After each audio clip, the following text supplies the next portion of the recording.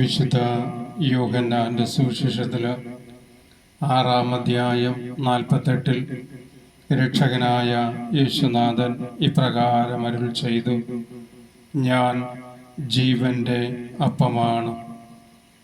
സ്വർഗത്തിൽ നിന്നിറങ്ങി വന്ന ജീവന്റെ അപ്പമായ ദൈവമിതാ നമ്മുടെ മധ്യയിൽ.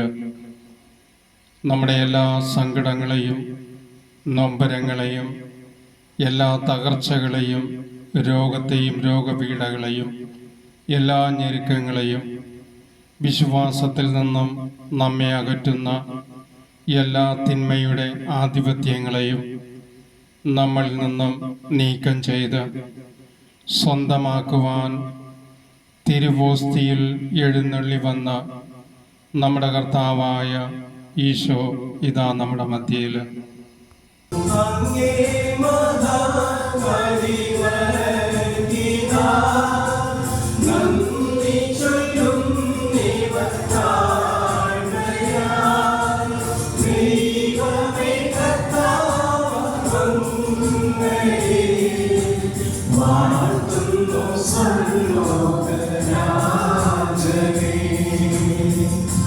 ഒന്ന് പത്രോസ് 2:2 രക്ഷയിലേക്ക് വളർന്നു വരേണ്ടതിന് പരിശുദ്ധവും പരിപാവനവുമായ പാലിനു വേണ്ടി ഇളം പൈതങ്ങളെപ്പോലെ ദാഹിക്കുവിൻ.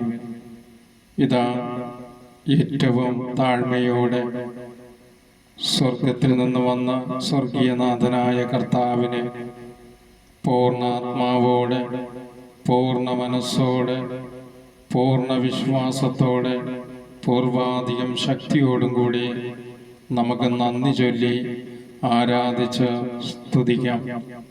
അവിടെ നിന്നാണ് നമ്മുടെ എല്ലാ രോഗങ്ങളെയും സുഖപ്പെടുത്തി നമ്മെ സൗഖ്യപ്പെടുത്തുന്ന ദൈവം അവിടെ നിന്നാണ്. മത്തായിയുടെ സുവിശേഷം 8:16 യേശു സൗഖ്യദായകനാകുന്നു.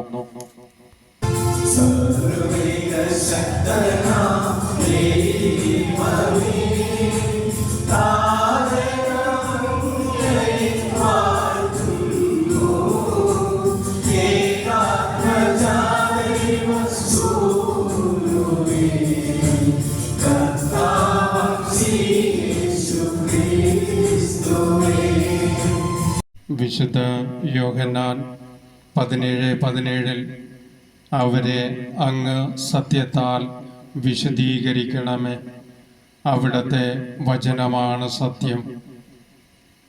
വചനമാകുന്ന ദൈവമേ, ഞങ്ങളിതാ തിരുമുൻപിൽ അങ്ങയെ ആരാധിച്ച് സ്തുതിക്കുമ്പോൾ തിരുവോസ്തിയിൽ നിന്നും ഇറങ്ങി വന്ന് ഞങ്ങളെ തൊട്ട് ഞങ്ങളുടെ എല്ലാ രോഗത്തെയും തകർച്ചയെയും ഞങ്ങളെ ഭരിക്കുന്ന തിന്മയുടെ ആധിപത്യങ്ങളെ അവിടുത്തെ ശക്തിയാൽ നിർവീര്യമാക്കണമേ എന്ന് പ്രാർത്ഥിക്കുന്നു.